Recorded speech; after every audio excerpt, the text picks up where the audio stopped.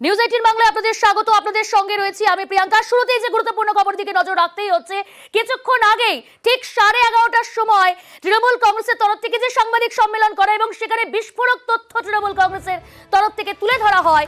কেন্দ্র ও বিজেপির বিরুদ্ধে তথ্য ফাঁস, বিশেষ সাংবাদিক বৈঠক তৃণমূল কংগ্রেসের এবং সেই বৈঠকেই বেশ কিছু বিস্ফোরক তথ্য প্রকাশ্যে আনা হলো।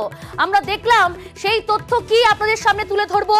এনআইএ এর এসপি ধনরাম সিং, তার বিরুদ্ধে ডিআর সিং এর বিরুদ্ধে তদন্ত করতে হবে। তার বাড়িতে যান 26শে মার্চ, গত 26শে মার্চ সন্ধ্যে 6:30টায় জিতেন্দ্র তিওয়ারি। কে জিতেন্দ্র তিওয়ারি? বিজেপি নেতা জিতেন্দ্র তিওয়ারি। তিনি পৌঁছান এবং 52 মিনিট তার বাড়িতে, তার ফ্ল্যাটে সেখানে বৈঠক হয়। অর্থাৎ নিউ টাউনে এনআইএ এর যে এসপি ধনরাম সিং, তার ফ্ল্যাটে জিতেন্দ্র তিওয়ারি সন্ধ্যে 6:30টায় পৌঁছান এবং 52 মিনিট 7:22 পর্যন্ত বৈঠক হয় দুজনের মধ্যে। এবং যেমনটা অভিযোগ করা হলো তৃণমূলের তরফ থেকে, যে সেখানে দেখা গিয়েছে জিতেন্দ্র তিওয়ারিকে একটি সাদা প্যাকেট নিয়ে ঢুকতে মনে করা হচ্ছে এবং তারা এতটাই এই গুরুতর অভিযোগ আনছেন যে সেই সাদা প্যাকেটের টাকার লেনদেন হয়েছিল, আর সেখান থেকেই তদন্তের দাবি তুলছে ডিআর সিং এর বিরুদ্ধে। 26শে মার্চ 2024 এনআইএ এর এসপি ধনরাম সিং এর কলকাতার বাড়িতে যান বিজেপির নেতৃত্ব। লিস্ট তুলে দেন কোন কোন এলাকায় কাদের গ্রেফতার করতে হবে। সন্ধে 6:30 এনআইএ এর এসপি ধনরাম সিং এর নিউ টাউনের বাড়িতে এন্ট্রি নিয়েছিলেন বিজেপি নেতা জিতেন্দ্র তিওয়ারি। এটা ভিজিটার্স বুক। তিনি ছিলেন 7:22 পর্যন্ত ওই ফ্ল্যাটের লিজ এগ্রিমেন্ট। আর এখানে ঢুকেছেন জিতেন্দ্র তিওয়ারি। কখন ঢুকেছেন? ভোট ঘোষণার পর আচরণবিধি যখন চলছে। অফিসে যাননি, বাড়িতে গেছেন। একটি সাদা প্যাকেটে বিপুল অর্থের লেনদেন হয়েছে। আমরা তদন্ত চাইছি। পুলিশকে ডিআর সিং এর বিরুদ্ধে এফআইআর করতে হবে। 6:30 থেকে 7:22 সন্ধ্যাবেলা। সেই সময় এই দুজনের ফোন থেকে কোথায় কোথায় ফোন গেছে তার হদিশ পুলিশকে বার করতে হবে। কাদের সঙ্গে কথা বলেছে এত বড় চক্রান্তটা। ভোটের মুখেই একেবারে বিস্ফোরক তথ্য। রাজ্যের শাসক দল তৃণমূল কংগ্রেসের সাংবাদিক বৈঠক এনে সেখানে কিন্তু তিনি এই সরাসরি অভিযোগ এনআইএ এর সুপার এসপি ধনরাম সিং এর বিরুদ্ধে। গত 26শে মার্চ সন্ধ্যে 6:30টায় জিতেন্দ্র তিওয়ারি নিউ টাউনে ডিআর সিং এর ফ্ল্যাটে যান এবং সেখানে 52 মিনিট দুজনের মধ্যে বৈঠক হয়।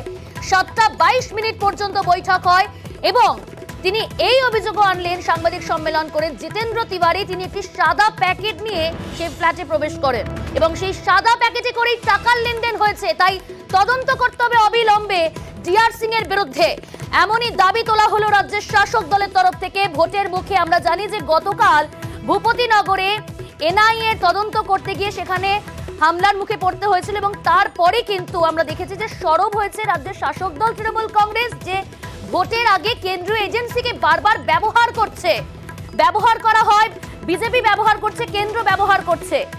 এই অভিযোগ বারবারই তুলছে রাজ্যের শাসক দল তৃণমূল কংগ্রেস সহ বিজেপি বিরোধী দলগুলি। এবং শুধু তাই নয়, কাকে কাকে গ্রেপ্তার করতে হবে সেই তালিকাও নাকি দিয়ে এসছে জিতেন্দ্র তিওয়ারি এনআইএ এর এসপি ধনরাম সিং এর কাছে। 52 মিনিট সেই গুরুত্বপূর্ণ বৈঠক, যেখানে নির্বাচনী বিধি লাগু রয়েছে, সেইখানে কিভাবে এই বৈঠক হতে পারে? অফিসে নয়, বাড়িতে কেন বৈঠক? এই নানা প্রশ্ন তুলেই সাংবাদিক সম্মেলন করলেন তৃণমূল নেতা কুণাল ঘোষ। আমাদের সঙ্গে রয়েছে আমাদের প্রতিনিধি আবির। আবির, একেবারে ভোটের মুখে বিস্ফোরক তথ্য সামনে আনলেন কুণাল ঘোষ। সেখানে বলা হচ্ছে যে সাদা প্যাকেটে করে টাকার লেনদেন করা হয়েছে এবং কাকে কাকে গ্রেফতার করতে হবে সেই লিস্ট পর্যন্ত দিয়ে এসছেন নাকি জিতেন্দ্র তিওয়ারি। দেখো, আমরা প্রথম থেকেই বলছিলাম আজকে তৃণমূল কংগ্রেস যে বিস্ফোরক তথ্য সামনে আনতে চলেছে সেটা এনআইএ এর বিরুদ্ধে। এবং আমরা জানিয়েছিলাম সাংবাদিক সম্মেলন শুরুর আগেই যে এনআইএ এর এক অফিসারের সাথে নিউ টাউনের কাছে একটি আবাসনে বিজেপি নেতৃত্বের বৈঠক, এই বিষয়কে হাতিয়ার করে নির্বাচন কমিশনের দ্বারস্থ হতে চলেছে হচ্ছে তৃণমূল কংগ্রেস। এবং যে অভিযোগ কুণাল ঘোষ এবং চন্দ্রিমা ভট্টাচার্য দুজনে নিয়ে আসলেন সেটা বিস্ফোরক তথ্য। এবং এই বিষয় নিয়ে ইলেকশন কমিশনের তারা চাইছেন যে ইলেকশন কমিশন কোনো একটা ব্যবস্থা গ্রহণ করুক এবং ইতিমধ্যে সে কারণে সময় চেয়েও পাঠানো হয়েছে। এবং শুধুমাত্র বক্তব্যের প্রেক্ষিতে নয়, তৃণমূল কংগ্রেসের তরফ থেকে বেশ কিছু নথিও প্রকাশ করা হয়েছে। সেই নথিতেও তারা উল্লেখ করছেন যে কোন সময় কোন গাড়ি ওই আবাসনের মধ্যে গিয়েছিল, আবাসনের কার কাছে গিয়েছিল, গাড়ির নম্বর কি, এই যাবতীয় তথ্য তারা এখানে প্রকাশ করতে শুরু করেছে। ফলে কেন্দ্রীয় এজেন্সির অতি সক্রিয়তা নিয়ে এতদিন ধরে প্রশ্ন তৃণমূল কংগ্রেস করতে শুরু করেছিল। এবারে তারা কিছু তথ্য সহকারে দেখাচ্ছে যে শুধু অতি সক্রিয়তা নয়, এর পাশাপাশি যোগাযোগ রয়েছে বিজেপি নেতৃত্বের সঙ্গে, এবং তার পরিপ্রেক্ষিতে বিভিন্ন জায়গাতে এই ধরনের অভিযান চালানো হচ্ছে। এমনই চাঞ্চল্যকর অভিযোগ আনলো হচ্ছে তৃণমূল কংগ্রেস এই সাংবাদিক সম্মেলন থেকে। আমি আরো একটা বিষয়, ভোটের আগে এই ধরনের অভিযোগ সামনে আসায় কিছুটা হলেও কি অস্বস্তি বাড়লো বিজেপির? দেখো, দুটো বিষয়। এক হচ্ছে যে এজেন্সি যে কাজ করছে তাতে বিজেপি নেতৃত্বের বক্তব্য হচ্ছে তাদের কাছে যে তথ্য প্রমাণ রয়েছে তার প্রেক্ষিতে, বিশেষ কতগুলো ক্ষেত্রে আদালত যে রায় দিয়েছে তার প্রেক্ষিতে তারা কাজ করছে। তৃণমূল কংগ্রেসের বক্তব্যের যে জায়গা সেটা হচ্ছে যে যাদের নাম বলে দেওয়া হচ্ছে কেন্দ্রের শাসক দলের তরফ থেকে সেখানেই যাওয়া হচ্ছে।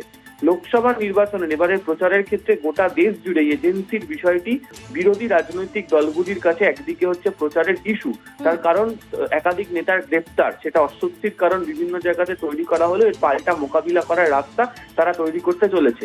ফলে আজকে অবশ্যই তৃণমূল কংগ্রেসের এভাবে নথি প্রকাশ করা, তথ্য বার করা এবং এই নিয়ে চাপ তৈরি করা বিজেপি নেতৃত্বের কাছে অস্বস্তির কারণ হয়ে উঠতে পারে।